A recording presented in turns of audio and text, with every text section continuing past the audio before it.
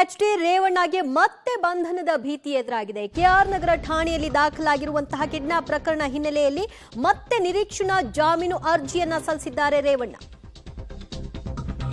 K R ನಗರದಲ್ಲಿ ದಾಖಲಾಗಿರುವಂತಹ kidnap ಎಫ್ಐಆರ್ಗೆ ಸಂಬಂಧಪಟ್ಟ ಹಾಗೆ ಅರ್ಜಿಯನ್ನ ಸಲ್ಲಿಕೆ ಮಾಡಲಾಗಿದೆ. ಈಗಾಗಲೇ ಪ್ರಕರಣ ಸಂಬಂಧ ಏಟು ಆರೋಪಿ ಸತೀಶ್ ಬಾಬುನನ್ನ 14 ದಿನಗಳ ನ್ಯಾಯಾಂಗ ಬಂಧನಕ್ಕೆ ಒಪ್ಪಿಸಲಾಗಿದೆ. ಈ ಬೆನ್ನಲ್ಲೇ ಮತ್ತೆ ನಿರೀಕ್ಷಣಾ ಜಾಮೀನಿಗೆ ಅರ್ಜಿಯನ್ನ ಸಲ್ಲಿಕೆ ಮಾಡಿದ್ದಾರೆ ಎಚ್.ಡಿ. ರೇವಣ್ಣ.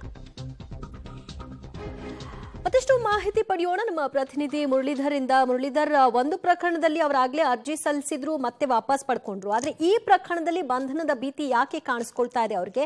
ಯಾಕೆ ನಿರೀಕ್ಷಣಾ ಜಾಮೀನನ್ನ ಅರ್ಜಿ ಹಾಕೊಂಡಿದ್ದಾರೆ? ಈಗ ಏನಂದ್ರೆ ಪ್ರಮುಖವಾಗಿ ರೇವಣ್ಣ ಅವರ ವಿರುದ್ಧ ಮೊದಲು ದಾಖಲಾಗಿದ್ದಂಥದ್ದು ಲೈಂಗಿಕ ದೌರ್ಜನ್ಯ ಪ್ರಕರಣ. ಅದೆಲ್ಲ ಕೂಡ ಬೇಲಬಲ್ ಅಫೆನ್ಸ್ ಆಗಿತ್ತು. ಬೇಲಬಲ್ ಸೆಕ್ಷನ್ಸ್ ಇದ್ದ ಹಿನ್ನೆಲೆಯಲ್ಲಿ ಅದನ್ನ ನಿರೀಕ್ಷಣಾ ಜಾಮೀನಿಗೆ ಅರ್ಜಿಯನ್ನ ಹಾಕುವಂತ ಅವಶ್ಯಕತೆ ಇಲ್ಲ ಅಂತ ಹೇಳಿ ಕೋರ್ಟ್ ಕೂಡ ಅಭಿಪ್ರಾಯ ವ್ಯಕ್ತಪಡಿಸಿತ್ತು. ಆ ಹಿನ್ನೆಲೆಯಲ್ಲಿ ಏನು ಅವರ ವಿರುದ್ಧ ದಾಖಲಾಗಿದ್ದಂತ ಎಫ್ಐಆರ್ ನ ನಿರೀಕ್ಷಣಾ ಜಾಮೀನು ಏನಿತ್ತು, ನಿರೀಕ್ಷಣಾ ಜಾಮೀನ ಅರ್ಜಿಯನ್ನ ವಾಪಸ್ಸನ್ನ ಪಡ್ಕೊಂಡಿದ್ರು. ಆದ್ರೆ ನಿನ್ನೆ ರಾತ್ರಿ ಕೆಆರ್ ನಗರ ಪೊಲೀಸ್ ಠಾಣೆ ಅಂದ್ರೆ ಮೈಸೂರು ಜಿಲ್ಲೆಯ ಕೆಆರ್ ನಗರ ಪೊಲೀಸ್ ಠಾಣೆಯಲ್ಲಿ ದಾಖಲಾಗಿದ್ದಂತ ಎಫ್ಐಆರ್ ಏನಿತ್ತು, ಆ ಎಫ್ಐಆರ್ ಗೆ ಸಂಬಂಧಪಟ್ಟಂತೆ ಅದು ನಾನ್ ಬೇಲಬಲ್ ಕೇಸ್ ಆಗಿರುವಂತದ್ದು, ಅಂದ್ರೆ ಜಾಮೀನು ರಹಿತ ಪ್ರಕರಣ ಆಗಿರುವಂತದ್ದು. ಆ ಹಿನ್ನೆಲೆಯಲ್ಲಿ ಸತೀಶ್ ಬಾಬು ಅಂದ್ರೆ ಏಟು ಆರೋಪಿ ಸತೀಶ್ ಬಾಬುವನ್ನ ಬಂಧನಕ್ಕೊಳಪಡಿಸಿದ್ರೆ ಆ ಹಿನ್ನೆಲೆಯಲ್ಲಿ ರೇವಣ್ಣ ಅವರು ಕೂಡ ಇವತ್ತು ನಿರೀಕ್ಷಣಾ ಜಾಮೀನಿಗೆ ಅರ್ಜಿಯನ್ನ ಸಲ್ಲಿಕೆಯನ್ನ ಮಾಡಿರುವಂತದ್ದು. ಈ ಬಹುತೇಕ ಇನ್ನೊಂದು ಅರ್ಧ ಗಂಟೆ ಒಳಗಡೆ ಅರ್ಜಿ ವಿಚಾರಣೆ ಬರುವಂತ ಸಾಧ್ಯತೆಗಳು ಕೂಡ ಇರುವಂತದ್ದು. ದಿವ್ಯಾ, ಥ್ಯಾಂಕ್ ಯು ಮುರಳಿ ನಿಮ್ಮೆಲ್ಲ ಮಾಹಿತಿಗೆ.